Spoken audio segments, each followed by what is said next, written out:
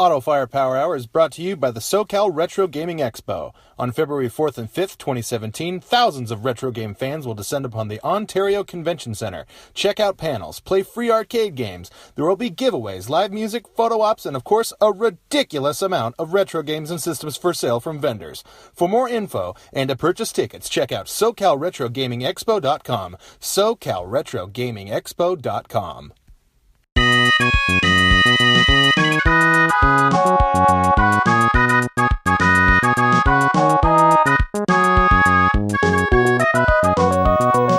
Welcome to the AutoFire Power Hour. This is another of our illustrious quick hits.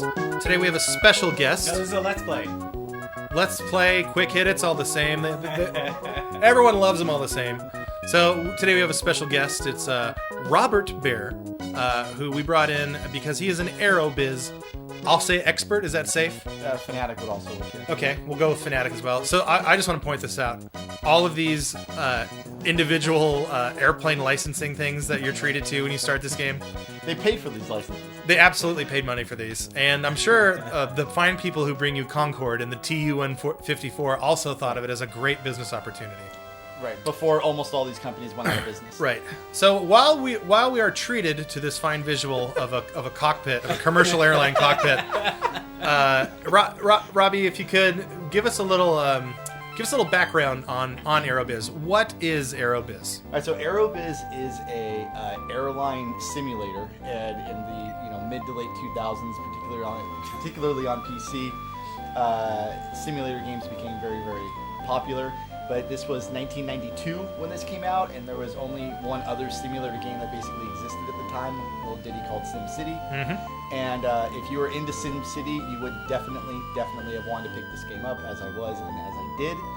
And I specifically remember in 7th grade, a close friend of mine who went on to work in the industry brought a Nintendo Power magazine that had a description of Aerobiz in it, and I was probably the only subscriber to Nintendo Power, the only person who read that magazine, who gravitated to that article about being CEO of an airline company and micromanaging your way to millions in profit. But you were, and I'll ask you to sit back so that we get a little bit better, crystal clear audio on your radio voice. Right. So you basically parlayed into Aerobiz because of your affinity with SimCity, and this was kind of the only other game in town. That's how I remember it. I owned SimCity. I played SimCity a lot, and then it just the way I'm wired. That was I didn't know it then. I was 12, but right. That was my type of game. And then I see this Nintendo Power, and then it's describing something that felt like SimCity, but with the airline industry instead. And I was like, yeah, cool. I have to have this. Ray, do you have any experience or any knowledge of the Aerobiz series? Excuse me. Part of the Koei executive series. Yes. So I do not. I actually knew about it, right? But never have actually seen the game play. So I'm the same. Outside of researching for the episode, right? To me the simulator sort of franchise is really interesting to me, right? For a lot of different reasons that we'll probably get into at a different time, but I'm excited to sort of see this thing in action. Right. I'm saying yes. When you think excitement, you should be thinking Aerobiz. And that's what all the listeners come here. They come to the AutoFire Power Hour for the hot excitement, the white hot excitement of airline simulators. My experience with the game is because, Robbie, I've been friends with you for so long. The only reason I know about Aerobiz is because of you. But at the time, I loved SimCity, but I couldn't bring that love into Aerobiz. Probably only because I was a little bit younger than you, so I probably couldn't wrap my head around this game as well as I could have SimCity. Because I think SimCity is a little bit, for a kid, SimCity is a little bit easier to wrap your head around than this. So anyway, without any further ado, I'm going to pass the controller over to our resident executive. Yeah. And go ahead and feel free. Right. Now, I'm now the CEO. So what date range are you going to go with here? You always go 83 to 2015 because that gives you access to the cooler planes, and an important part of this game is the Berlin Wall falling.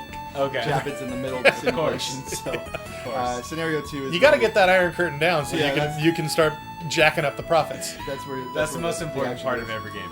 Now, one thing I want to point out is we are playing the Genesis version of the first Aerobiz game. Yes. You've never played this before. Never. And I can already hear the music is slower on this game than the Super. Yeah. Well, and it has that Genesis flavoring too. There's very distinct sound differences between the Genesis and Super. The graphics are also inferior. Yeah.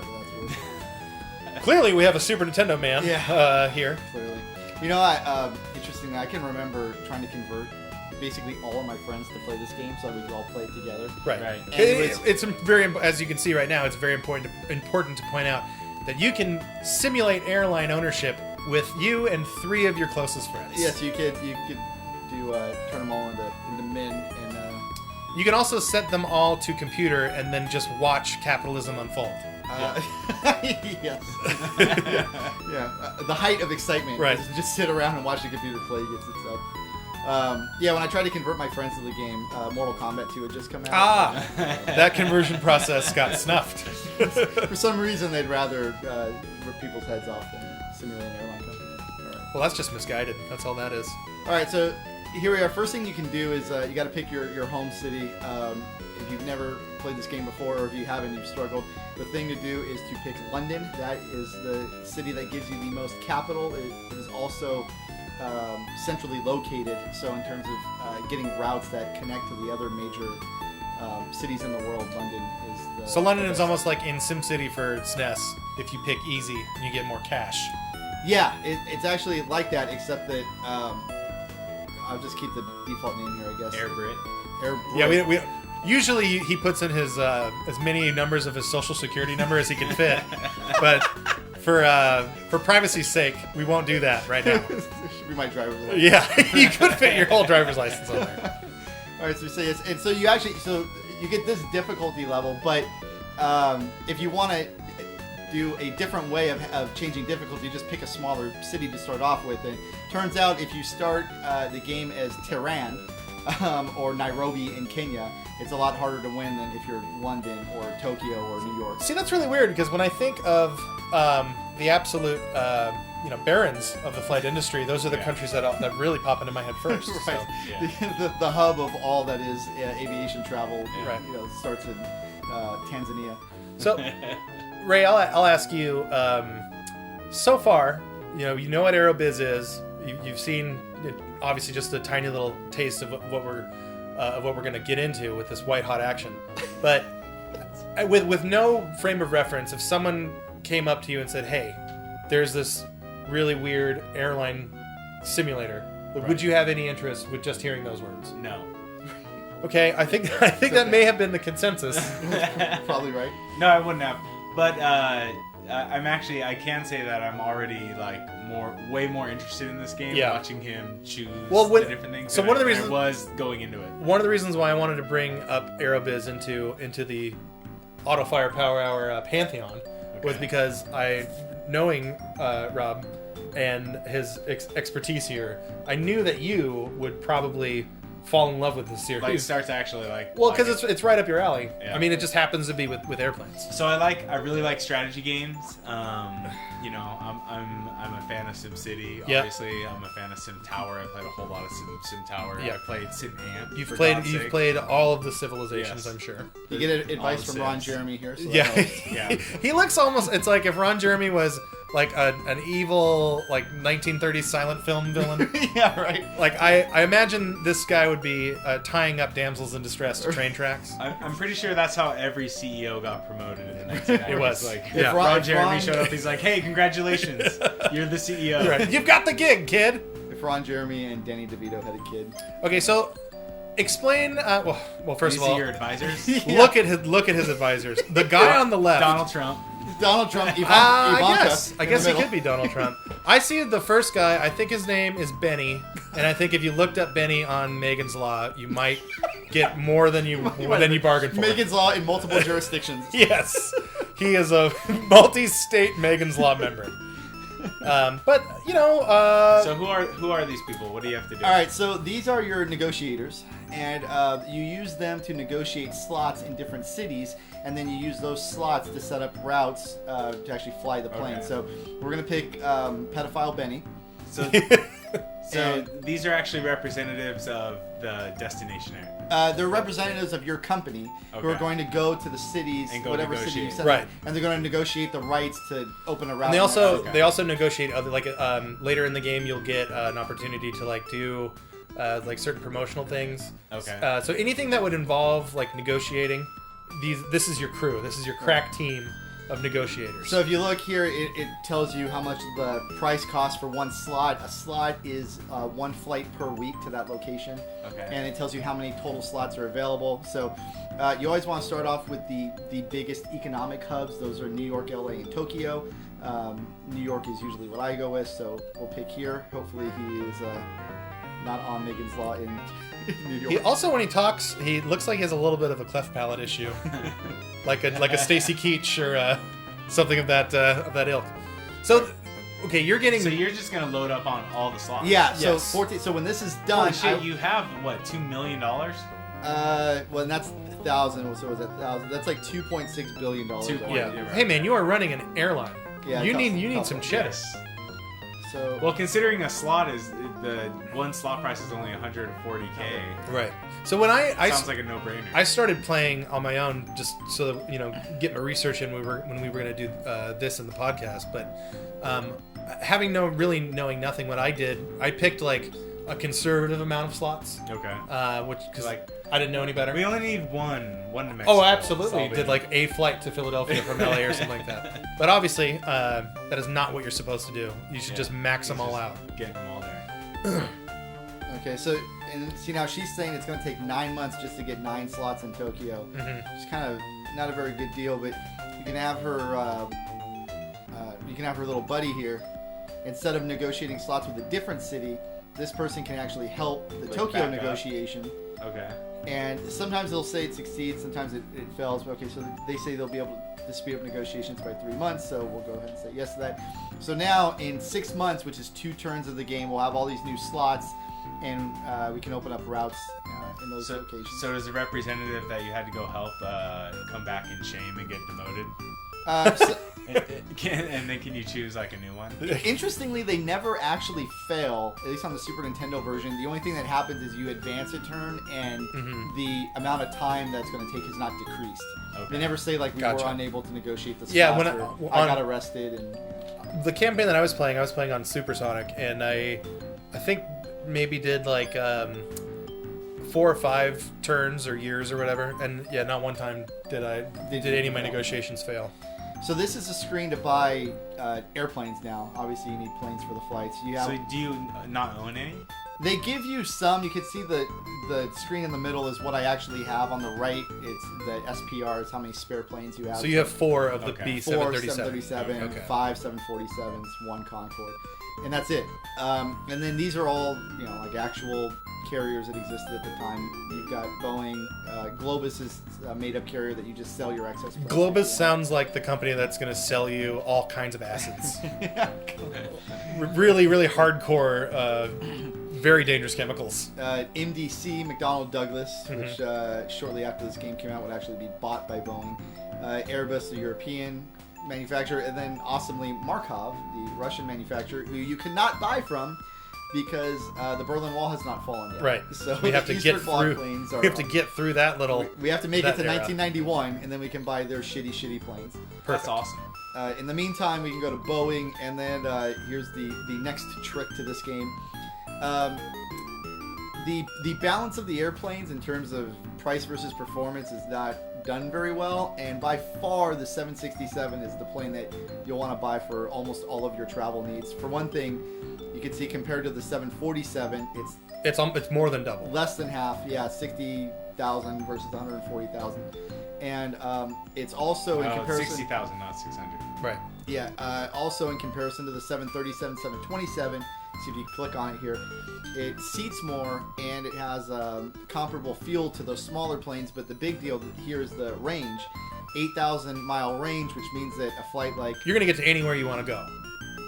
Yeah, For the most part. London to LA is possible, London to New York is possible. Basically, the only flights that aren't possible are like London to Sydney, So Australia. you can establish a fleet of these people just out there flying like seagulls, making daddy his hot cash. And that's what these people are going to do. Right. How many? You just bought 15. 15, yeah, that's a good amount to start off with because you do have a lot of capital here, so they'll deliver them in 3 months. So do you usually want one plane per route? No, what'll happen is you'll see. I'm going to open a route right now. In fact, actually, let me go ahead and do that. I also should say while I'm on the screen, the 747 is a horrible plane. It does seat a lot of people. You see there in the middle, it seats 550. Right. But the fuel economy rating of E is the worst fuel economy, and fuel is really, really expensive in this game. So you're paying a lot of money for a plane that only has a 300-mile. This is like it's like a 1979 Cadillac. It kind of is. Right. It goes only slightly further than the 767. It does seat more, but it costs twice as much with a worse fuel rating. Just go with the 767. That's the better buy. And then the Concorde is even more expensive and has a really short range. Also not a very good value. Okay, so let's actually open a flight. So, all right, so we go to open, and then the flights, at least in the beginning, have to originate from your home city of London. Later on in the game, you can designate cities as hubs, and then you can start routes from there. But at least for now, the flights have to start. Yeah, in my game, I've gotten routes to every. I'm in America, and I've gotten routes to every airport that I can. But I'm just now getting to where I think I can expand to do another country. Right. All right. So we can do Paris. We have 4 slots there, so that's not much. Rome, 5 slots there. It looks like. And who did you negotiate for in the beginning of the turn? Right where my dudes are. Oh, so New York and Tokyo on the other side. And we have lots of slots here, so I guess we'll go here. But this isn't. It's not a very. It's not super ideal. Not a very good location. Yeah, Lagos is not exactly a hey man, tourist hub. It's poppin'. So I hear it. Lonely Planet has a Lagos book. All right, and you see in the bottom right there, the distance is 3120. Our 737 distance is 3250. Just barely makes Just it. barely. No safety problems You there. know what? Don't worry Look, about that. it is about the bottom line. Okay. Just fill the seats. Fill the seats and fill them again. All right, so we use as many planes as we can, use as many slots as we can, and we'll set the fare. Now, this is important. There's no competition on this route. We are the only game in town when it comes to going from London to Lagos. So, Yeah, imagine that. oh shoot! All right. Oh, did you skip past where you can jack up your Yeah, price? I just and if I hit no, you have to do it all over again. Whatever. So we'll just hit yes. But at that point, you should have jacked up I your should price. have jacked up the price. You're the only game in town. 25 to 30% profit margin. So we're probably going to be losing money because of that mistake. But whatever. But look at this liftoff. I'm assuming he has a very gentle touch when he hits that runway. I had on a flight one time. It was a really gnarly flight, like tons of turbulence. And when we landed over the captain's speaker, or whatever, like the main steward said in the softest voice ever, "And thank you for that beautiful touch by Captain John McKenney." And it was like, all right, I'm going to be happy to get off of this plane. So this is, well, here, it's actually good. We'll use the Concorde, the now defunct Concorde. We're going to London to Paris. It's a very short route, so. So did it? You weren't you know how like some kids are like airplane nerds? Obviously they had that because you could buy posters of like Tomcats and stuff back then. Right. Did Aerobiz turn you into a bit of a plane nerd? Absolutely. And then so what would happen is I would go visit family back east, and my brother and I would get on the plane, and I would be giving him stats on the aircraft. To, make him feel comfortable, show off my plane knowledge. Right. This plane is a real earner. I can get 550 seats filled easy. Yeah, right. It has a fuel economy rating of C, so it's a good thing that all the seats are filled because the company's not going to make much off the fares because they're going to spend a lot on the gas. Right. Well, we got to get that art pavilion up on the other end of this flight. Really start making some coin. So, and to this day, I still have probably more than an average knowledge about the flight itineraries of Boeing and Airbus. So it's a cool aspect to this game, though, is like the attention to detail. They were real planes. So the next thing before we end the turn, I want to show off is this is impressive. The hub system. So here you could set up a branch office. Like if I wanted to be able to launch flights from Lagos, where I just open that flight, you could make Lagos a branch and set it up there. I'm not doing that because that's a really bad idea. Okay, that's how you would eventually get flights to Australia. You could put hotels in. It obviously makes sense to have a hotel in your home city. So it says 6 months to complete. The cost is $80,000. Okay, so we'll go ahead and do that. How many? So when you on your turn, how much time is within a turn? Is it like a business quarter? It's 3 months. Yes. So it's a business quarter. One business quarter, right? And then finally, this is I think a fairly sophisticated touch to the game.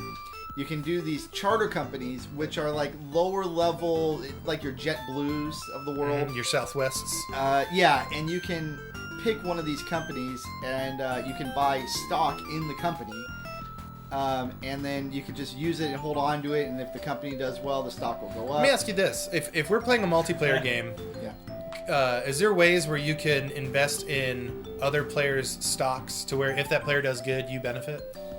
No, the only thing that you could do is, so you'll see here, I just bought 10,000 shares, I guess, of this. I just bought 10% of the company. If this charter company had routes that I thought were strategically important to my business, or I'm getting close to winning the game, and if I buy out this charter company, then I'll win. My competitors might try to buy all the stock to prevent me from having enough to buy the charter company out. So you can make like aggressive moves and price people out of... Yeah, you can have like hostile takeovers basically. That is awesome. And multiplayer, yeah, it can get kind of intense that way. But so anyway, so I just bought this stock. I can hold on to it, see if it goes up. I can buy the company out, in which case I'll own all of their planes and all of their routes. Okay. So then do you then start managing the routes, or do they sort of operate independently? You take over the routes and you manage them, and they were almost always managed really, really poorly. So there's a lot of work to be done usually. Yeah, didn't JetBlue have like an abnormal amount of plane crashes in a certain period of time? Or am I just making that up? I remember that being a thing. JetBlue modeled their business model after Asia Air, probably. So it wouldn't surprise me. So that's a pretty sophisticated feature. For 1992, I think so. Yeah, no, it's really in depth. All right, so then we'll end here, and then just to move this along a little bit, there are other things that you can do. This add button will allow you to do advertising campaigns for certain routes, or you can later on in the game you can basically advertise your entire network, which ends up making or breaking your company at times. You can increase budget for repairs or services. It's three things, right? It's repair, advertisement, and what's the third pillar that you can adjust? Service, okay. And if you lower or stop raising or you make the service below average, people will start complaining, and you can even have strikes where you no longer, I believe, are able to launch planes on your routes because you don't have anybody to actually service And them. don't those averages, as you play, those averages increase, don't they? Yes, and by the end of the game, that green bar in the middle there, it's full. Yeah. So in order to compete with the other companies, you have to. Yeah, because capitalism just works. Yeah, it just works. Yeah. Eventually, you reach a level of perfection. Right. Yes. Airline Nirvana. Yes. So this the boardroom, I think, is a really interesting feature in this game. So have you gone to the next level yet, or the next turn? Not yet. No, this is all one turn. This is all the first turn. Yeah. So these Yahoos, a series of crusty old white men and women. Look at this. This is like the New World Order. It's like Newt Gingrich on the right. Yeah. This is a Bilderberg's meeting. All right. So I'm gonna suggest. Okay. So they're gonna tell us where we should open up routes. I forgot old London to Honolulu. Stacy Keach. Okay, so Benny wants to go molest kids in Honolulu. Right.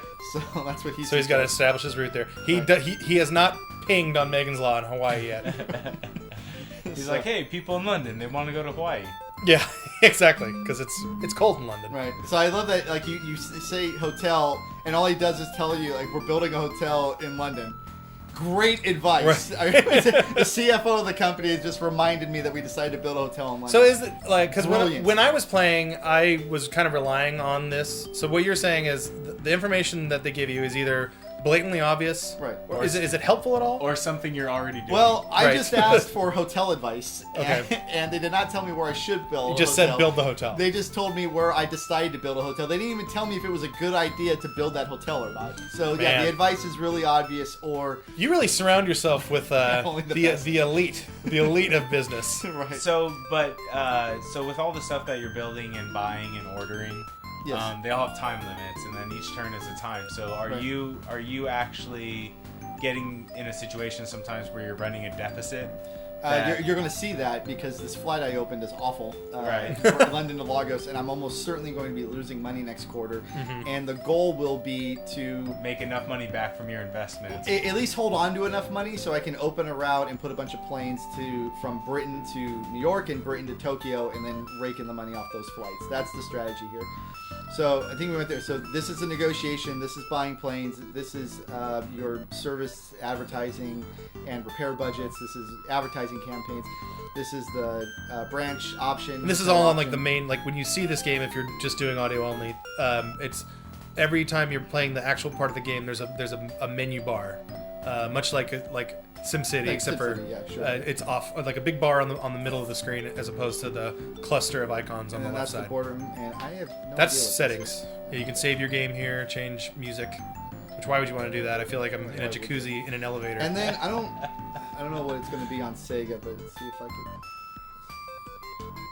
Oh, and then if you hit the start button, it lets you see what your opponents are doing. Oh, okay. So Air West opened up New York to LA, and but at the end of when everyone who's playing's turn ends, that's when you see like the overall what had happened during the business quarter. The only thing I can't figure out yet is oh, there it is. Okay, there's this. It's an almost hidden option. You have to hit the A button twice. You also get this this menu bar across the top here, which tells you what your. It's basically information on your company. You can look at the routes you've set up and see if they're making. And you can adjust your routes here, right? Yes, you can change the number of planes, the type of plane, the I'm playing Aerobiz Supersonic on Genesis right now, and I'll point out that this menu is not hidden at all on that version of the game. So clearly, they had a little bit of a UI upgrade. This next screen just basically tells you what your business assets are and your liabilities. This next one, this one is really, really important. For some reason, they call it the marketing screen, and that's a really stupid thing to call it because it shows you what your quarterly expenses and profits are. It's basically just a profit and loss statement. Okay. And I probably played this game for a year and a half before I figured out how important fuel is. And what you'll see later on in the game is that in the middle of the third option there, fuel ends up being like 50% of your net expenses. And if you can cut down on fuel costs, your profits just go through. Got it. All right, so then planes will list. It'll show what your planes are, sales, what the flight, all that stuff. And then finally, what the assets are. Oh, this is for your charter company. Right. They're the assets that you bought. Yeah. Okay, so that's it. So we can now end the turn and see how much money we're making or more likely not making. So typically, when you're playing a full game, how many turns do you think it'll take to see the end of a scenario? Okay, that's a really good question. If I remember correctly, our scenarios would regularly go into the 2000s, and if you estimate this is 1983, so say 20 years, and there's 4 quarters per year, so 20 times, so it's 80 turns roughly. So we just did that. So it's 80 turns. It's actually more than that if the way we played it growing up, it was multiplayer. Right. So if you have, say, 3 players in a computer, that's 240 times somebody has to do something and hit the end turn button. That is going to be a busy Sunday. It was a party night, man. Yeah. So is that 57,000 in the red? Yeah. So the sales, I'm here at the top. 60,000 in sales, expenses, 97,000 profit, not much. There's the would-be profit, negative. But think about what you're doing. Like, you're really putting Lagos on the map. You're getting more people more British people to Lagos. Well, if you look at our competitors too, we are doing much more in sales than our competitors. Mm-hmm. Japan doesn't even have any sales yet. We get together, Japan, and we have more people too. We just are losing money like everyone's losing money. All right, so we'll do one more turn, I guess, because I just want you guys to see what it looks like when profit actually happens. When some progress happens. Yeah. So it tells you here we have 3 cities and 2 routes. We are, even with that deficit, ranked number 1 in sales, profits, and passengers. And usually you get a little victory chime when you're number 1 in everything. Right. See if they give you that. Yeah. There it is. There you go. Man, that felt great. Excellent previous quarter. Yeah. And when you're last in everything, they get really pissed off at you and tell you to get it together. You're going to be fired. Right. And Benny's like, that's a trigger for me. I'll go back.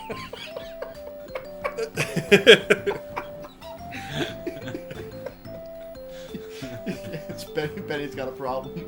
All right, so now we're getting our planes delivered. All those 767. Oh, a little truck moving all that plane behind him. Yeah, 15 of them. It's a real cute tugboat story right there. All right, so that's going to do wonders. 15 more planes.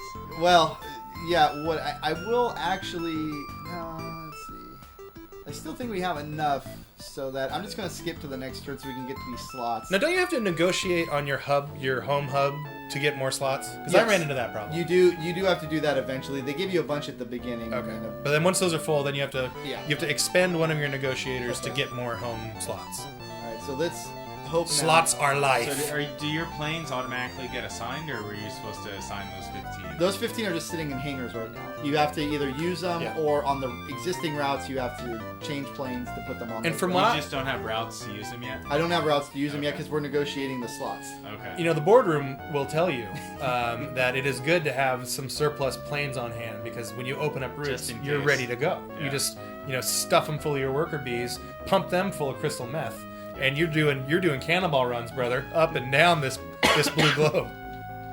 All right, so now our big moment in this thrilling game has finally arrived. We should get our slots. Here we go. I believe we will have enough. How much of a cutthroat is weirdo Short Eyes Benny? Yeah, we've gone down to second in profits now. Air West, I believe, Damn is it! profitable. I would flip this table over, but then our show would stop. Okay, sales are increasing. Okay, our 2-star hotel in London is opening up. Yeah. Finally. You have no control over the quality of the hotel. Which is basically just a hostel. Yeah. And I just want to point out it's a continental breakfast buffet. Just a continental.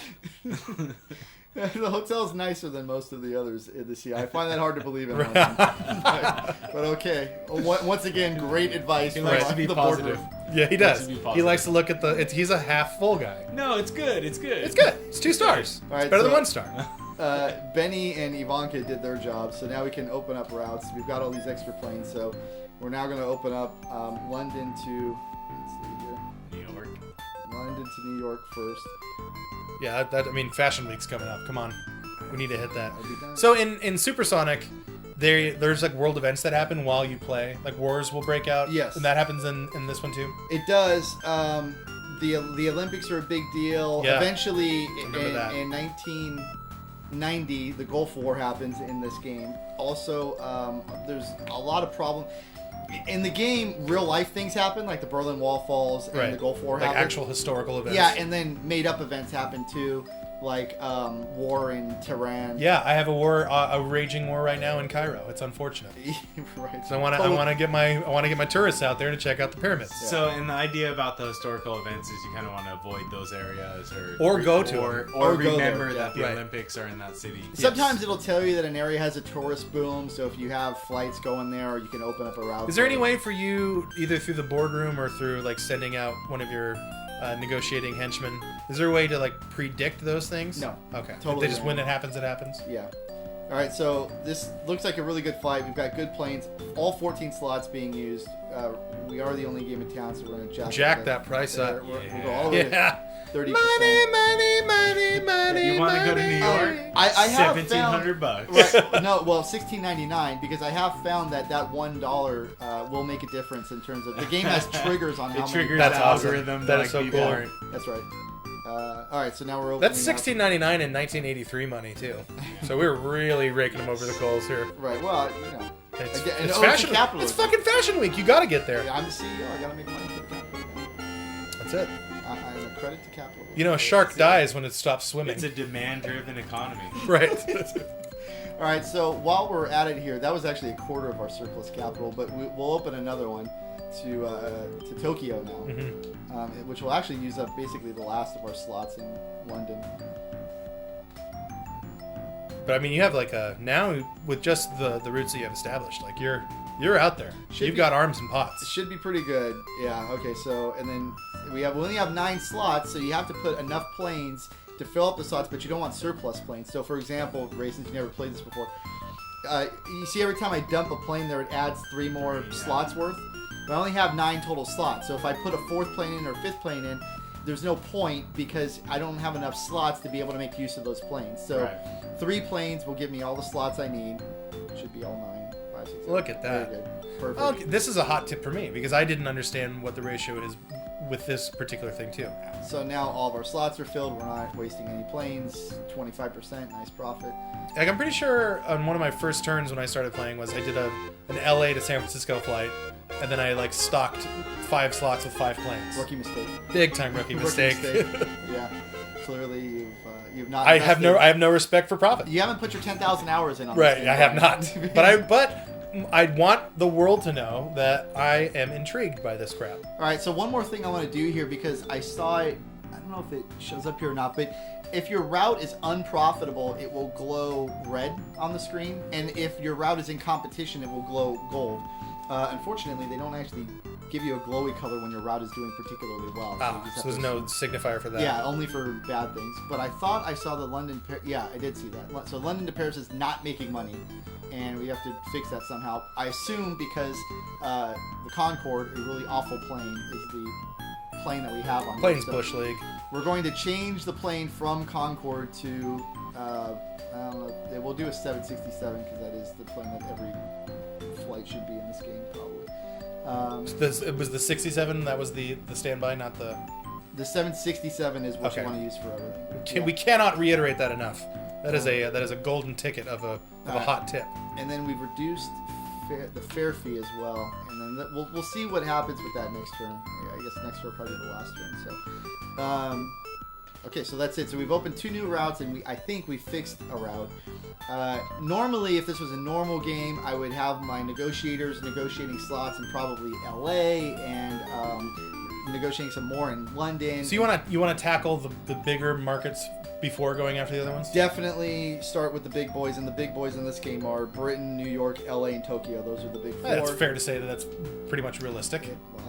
The game is a capitalism simulator. Well, as we'll learn when we get into the podcast, one thing Koei does, and that's give you the truth. They don't. Yeah, it's the executive series, so you expect high-level simulation. Yeah. Very realistic. I'm gonna get my hands washed by another person after I poop. That's what I want to feel like when I'm playing the executive series. I would also have opened up another hotel. I would have opened up a branch office in New York for sure. Actually, I'll just go and do that so we can see that happen here. So New York, obviously, you don't just want to open routes from London to LA and London to New York. You want to open a route from New York to LA, right? So you go over here and you set this up. And now these only take 3 months. And they don't cost much at all. So once you do this, you'll now be able to do New York to LA. You'll be able to do New York to Tokyo, and that becomes just as lucrative to have flights centered out in New York. Right. Well.